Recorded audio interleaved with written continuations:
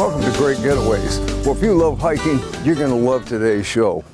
We're going to be joining a friend of ours, Todd Poyer. He's going to take us back into the McCormick Tract. Now, we've been in there before, but we've never been in the area he's taken us this time. It's a place called Mulligan Falls, and, well, there is no trail. We're going to have to bushwhack our way back in. That's going to be a lot of fun. We're going to also be going down to the town of Nahma. Now, this is an old logging town, but we found a little trail down there, just a linear trail that goes out and goes through an old cedar swamp that was out there. After that, we head up to Bruno's Run. We have also been there in the past, but we're going on a part of the trail that we've never taken you on before. All in all, we're going to have some fun today, so stay with us. Our destination today is the Mulligan Plains. There you will find a large and wild mulligan swamp emptying into Mulligan Creek. Along the creek is a series of relatively unheard of waterfalls collectively called the Mulligan Falls. These are our objectives today.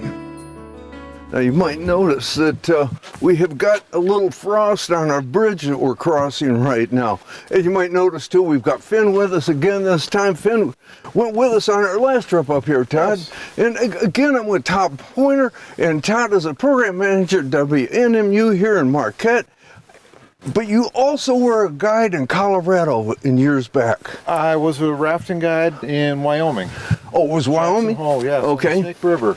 Okay. I've always loved being in the outdoors and, love getting out with you guys and doing stuff like this. And you lived up here all your life, too. Yes. So, between those two things, we feel pretty confident going out into the middle of nowhere, places I've never been before, with somebody that knows their way around. We appreciate that. We hope I know my way around. Yeah, we're going to find out soon enough. We're having a great trip so far. Let's keep going. One of the nice things when you come out here and you're with a guide like Todd, he can see things that Denny or I might have missed as we're walking along, and you just spotted a moose track here. Some moose tracks. They are up in the area. Yeah, if we're lucky, we might see one across the river or something. Better know your way around, because I'm telling you what, we're walking along, and there's roads, there's trails that cut off in different directions. If you're not on the right one, no telling where we might end up. The hike so far was easy, as we were on a path, but according to Todd, we had better enjoy it because soon we would be breaking trail. Another thing when you're out here is it's probably best, if you want to see the wildlife, you're going to have to be walking along quietly. Right, yeah. Wildlife up here isn't used to people. They hear us coming, they're gone. Right. A lot of people come up here on ATVs when they're visiting. They don't see a lot of wildlife, but it's there. You just have to be quiet and be prepared to see it. That's right. Have your cameras ready. Try not to be too surprised when you do see it, because sometimes, if a bear come out, a moose come out, it could be a little spooky for a moment. Well, it can. Absolutely. But we're still up and we're going to see one. You ready? Ready. All right. As we moved deeper into the woods, we were trying to take our own advice and be as quiet as possible. I always have my camera with me when I'm in the woods because the pictures I take become lifetime memories. We don't even have a path out here. We're just cutting our way through the woods and hoping we're going in the right direction. We're going in the right direction, Tom. We'll get there. Okay. This is the kind of stuff, though, that we enjoy so much doing. You want to be with somebody that knows the area. I wouldn't actually advise trying to do it on your own, because you get into an area here and it would be really easy to get lost. And one of the things that we're doing it for is to show you what it is like to be out here, and it's stuff you'll find on no other show. And boy, is it a great time. And that's one of the reasons I love airing Great Getaways on WNMU. You guys do this kind of stuff. You enjoy the UP, you get up here, you hunt, you fish, you hike. This is what the UP is about, and you're not afraid of it. And boy, I'm so glad we ran into you to take us into places like this, because this really makes it nice. This is so much fun out here. It's just unbelievable. Todd, what a gorgeous time of the year to be up here. And you know, when you come out into something like this, you really need to be maybe a little more prepared than most people go through. Right. This isn't a campground. This is definitely out in the wilderness. And there's a lot of great wilderness in the UP. Great place to come and visit. You do have to know what you're doing. And if you get hurt out here, you're on your own. That's right. There's no cell service. There's rugged terrain, slippery rocks. But there's a lot of opportunities for people to come up and see things that are unique. It really is. You know, we spotted a moose track a while back, and we're kind of hoping that maybe, you know, because they are up here, they've been up here since back in the, wow, was it 70s? This is some rough terrain. I feel like a drunk walking through here because I'm just from one side to the other, grabbing every branch I can to keep myself steady. That's what you run into out here. Makes it tough. Keep it in mind if you do it. I know too, you've got us, right now we're going down a creek. Will this flow into the river? This will flow into the Mulligan, near where the waterfalls are. Oh. So one of the reasons I like hiking with you guys and Great Getaways is because you guys come up to the UP and you enjoy doing this kind of thing. That's the kind of program I love to air on WNMU. That's great to know, Todd, because we love to hike, as anyone that watches our show knows. We decided we're just walking along the trail, stop, take a little coffee break here. I'll tell you what, Todd, this is magnificent out here. And we've come along and we're going up and down valleys and hills. And if you didn't know, you see trees growing on the side, you see the brush that's there, but underneath that is a lot of rock. It is. This is part of the, I think they call it the Canadian Shield, granite that extends from northern Canada down into this part of North America, the UP, Minnesota, parts of Wisconsin. The glaciers have carved this out, and there's just a lot of it here, and this is what underlies most of the rugged terrain in the UP. And rugged it is, you know, we're coming across and you're walking these paths, and underneath you will occasionally stumble on a rock that's sticking out, or we've got the leaves that are covering all these down branches and trees, and you're stumbling along pretty good. If you do happen to come out to an area like this, make sure you got good footwear when you come out here. Another nice thing about this time of the year, we don't have a lot of bugs around. That's right. No, we got lucky. I mean, this is a beautiful day. It's warming up nicely. No more ice on the puddles. Yeah, makes it nice. We're here at that time of the year, but nobody else is. And that's what I like about it best. You know, Tom, we can hear the falls now. We're getting close. Oh, it's good to know, because this is some rough going. I can't believe it. And oh yeah, I can see the river out back here a little bit of sparkly coming from the sun. Yep. So, and I can hear it like you said, and I'm anxious to get there. Good. Let's do it. Well, you know, before we take off, there's one interesting thing I could tell you about this pool. Back in the late 80s, the DNR tried planting grayling. They tried reintroducing it to a few places. Mulligan is one of the places they planted grayling. I was up here fly fishing and I picked up one of the grayling that was planted in here. No kidding. One of the few people. They never did take, but I'm one of the few people that caught a grayling out of this river. Well, how lucky is that? That's pretty special. It really is. We continue to make our own path and fought our way through the forest to find the elusive waterfalls. Well, we've gotten out here to what the first falls is that we're going to find, and terrain's been rough. I don't know how much further we're actually going to get, but we do have a nice one here. It comes down through these rocks, as you can see. It's beautiful. I was just wondering, we got a lot of foam in the water here. Where does that cause from? The foam is caused by tannins in the water. Tannins leach out of the trees, primarily oak. Tannins turn the water a golden color. One of the early industries in the UP was tanning leather because they'd use the tannins to tan the leather. Okay. Okay, so if you do see this, Now, that's not pollution. That's nature. So Yes. don't get worried about it, and enjoy the falls. Absolutely nothing up here to pollute anything. We've got to a couple of the falls along this river. There's actually quite a few more of them, isn't there? There is. Combination of drops and slow flat spaces. It goes on for about a mile and a half.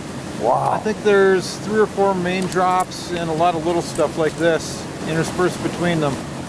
Okay, and it's tough getting back here. And we're actually going to turn around at this point and start heading back because it was such a rugged trip out and it isn't going to get any better going back. So we're going to do that, but oh my God, what a nice place. I just can't believe it. Nobody else comes out here, and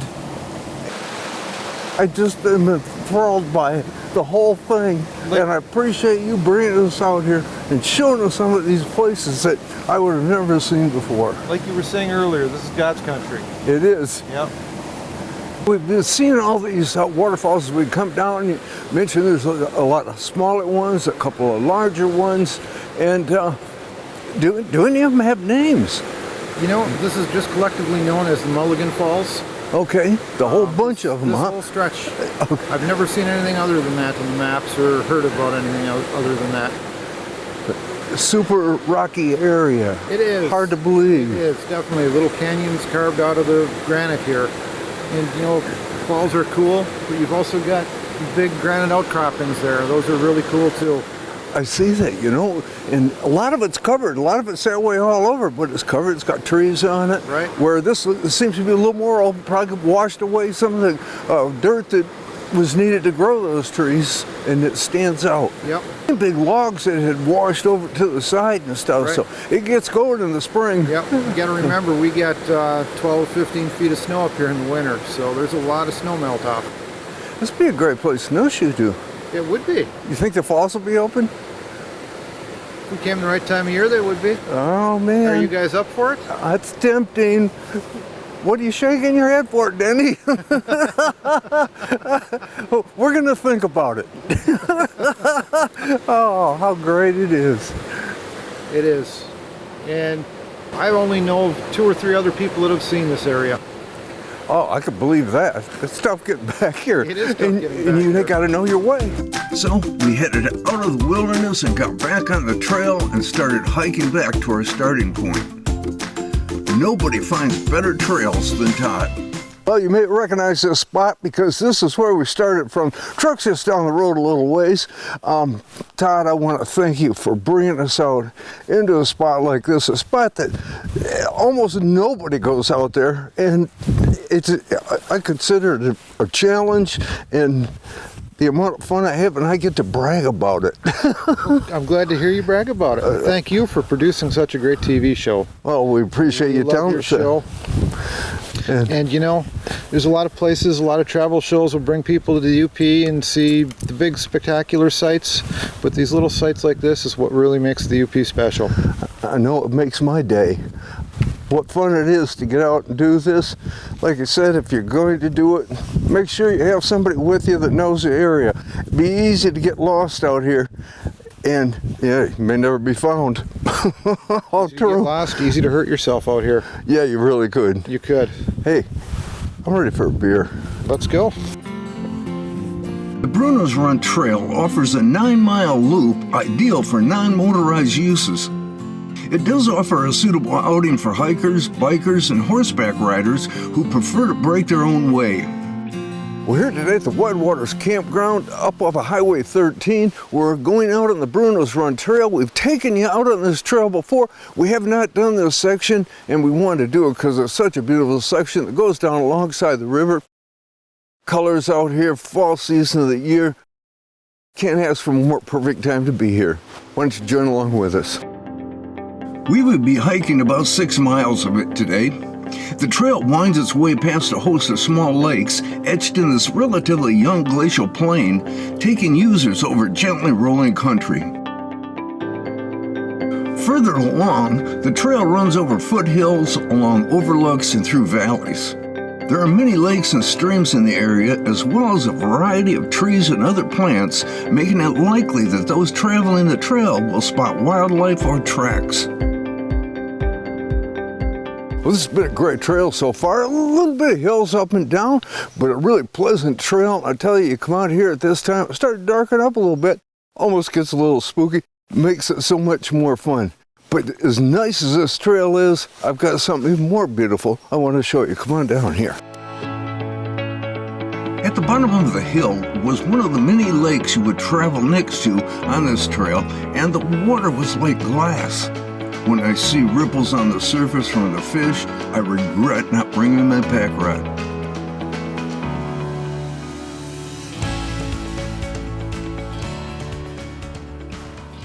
This is why you have to be quiet out here. Right out in front of us, we got a couple of swans that are swimming around. If we'd have been any noisier, they'd be gone by now. So if you want to come out here and you want to see the wildlife, you're going to have to really be quiet to do it and keep your eyes open. It was another beautiful sight on the trail in the wilderness called Hiawatha. This is one of the wide waters areas where the river widens to form a lake that is filled with game fish.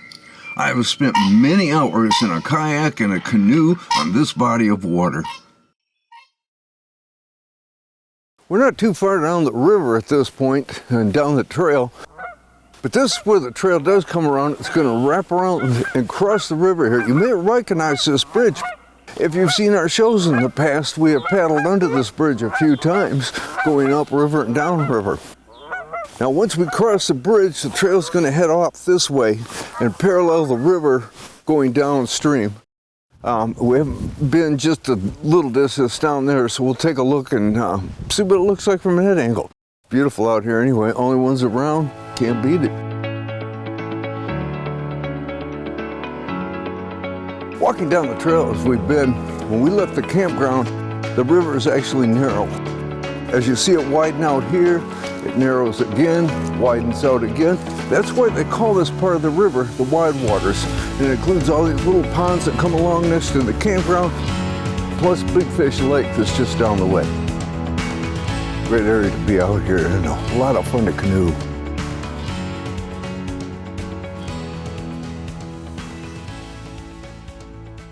We're coming down the trail here, and you know, sometimes it's a little hard to follow a trail because it looks like it splits off in different directions. We come across one right now, and it looks like we could have went off this way, and we almost made the turn, and realized we've got a sign up here that keeps you pointed in the right direction. Keep an eye out for these two. Wouldn't it be great if life had trail signs to keep you headed in the right direction? Like a trail like this, and we've got the river running over here next to us, and you will get areas like this where it's a lot swampier, and you end up with a spot like this. Now they got a nice boardwalk across most of it, but you can see what has happened here. Got a lot of mountain bikes coming through. It's great you're out here riding, but maybe stop and move around it a little bit, give this time to dry up and not get all messed up.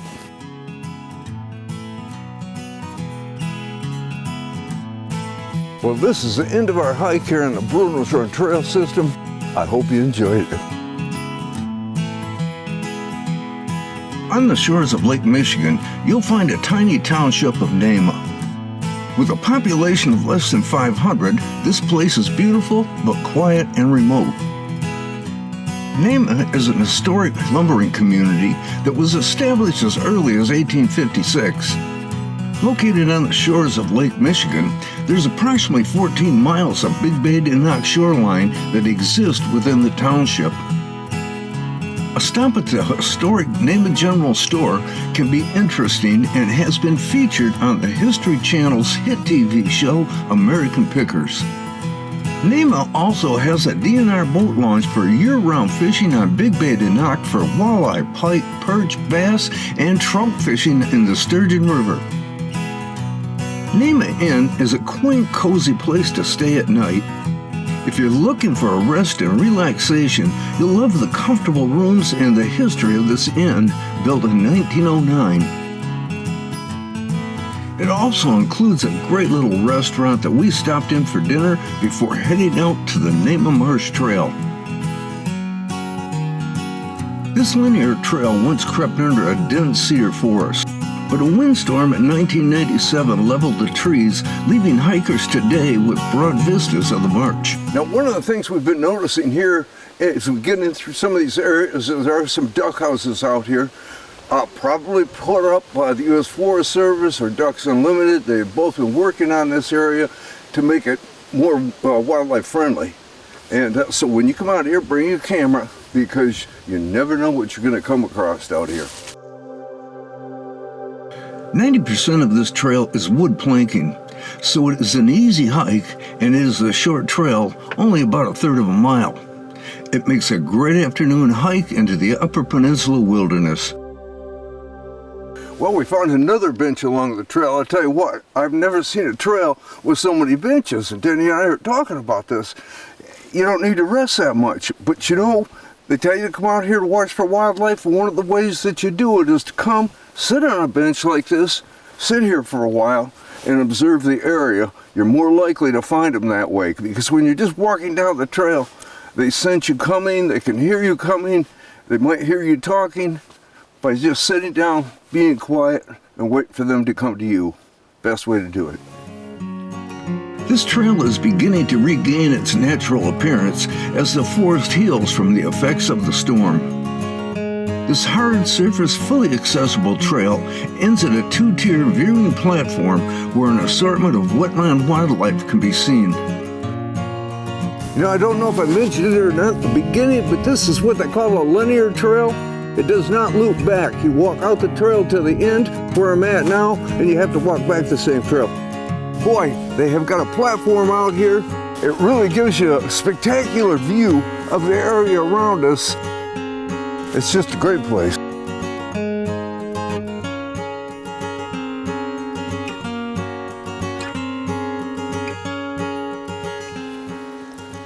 You know, Denny and I have been coming here to the Upper Peninsula, well, for over 50 years.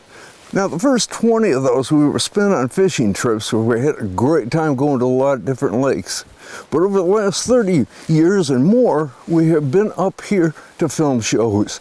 We have been fortunate enough to meet a lot of local people that have taken us out to places that most people don't see.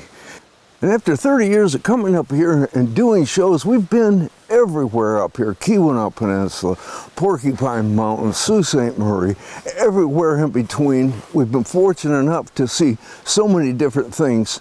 And the best part is walking into it, you can go back to the same place twice and find out it looks all new to you. And we've searched out and found some of the best places to find that kind of solitude that I know I like, and I hope you do too. So get up here, take a hike, you'll enjoy it. We would like to finish today's show with a short piece on the folks that keep our favorite pathway cleared in the Hiawatha National Forest, the Haywire Grade. So we met up with good friends Connie and Winch Diller, who are the president and treasurer of the Schoolcraft County Motorized Trail Association, to learn more about what goes into keeping these trails open. We're measuring the bridges from M94 North down to Stew Bend because the Schoolcraft County Motorized Trail Association got a new drag and a new groomer this year, and we're just making sure that the bridges are wide enough. Gotta make sure of that. I'm sure they are. It's just that I want to be able to tell the drivers, you've got 6, 8, 10 inches of play on each side as you go through.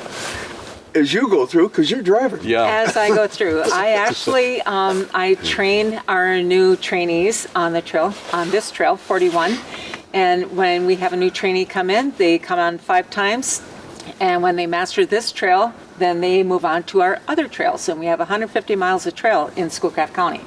Our big thing is our new groomer and drag. The drag is a fixed drag, which means it doesn't have a wing that can come up and down. Okay. Our old one did, so we can pass over the bridge without an issue. This year it's going to be a 9.6, 9 feet 6 inches. So we have to pass the bridge, or we have to move the bridges a little bit, modify the bridges so we can get across without having any issues. Yeah, you'd hate to find out after the snow fell. Right? And with trainees, we don't want to scare them on their first couple runs out either. We're here at the Richardson kiosk. We have 11 kiosks on the trail. This trail Trail 41, the Haywire Grade, is the first rail-to trail in the state of Michigan. And we had our 50th anniversary in 2020. And in that time frame, we did a lot of trail work and all the kiosks. So it's a pretty exciting project. Each one of these kiosks have a little something different on it. What is the history? Every one of the kiosks, this place originally had the train would come up and have different stops all the way up the grade. Well, I hope you enjoyed today's show. If you'd like more information, you can go to our website at greatgetaways.tv. And don't forget to check out our Facebook page, which has exclusive content that we don't show on the show, plus all the updates that are going on. Thanks for watching, and we'll see you next week.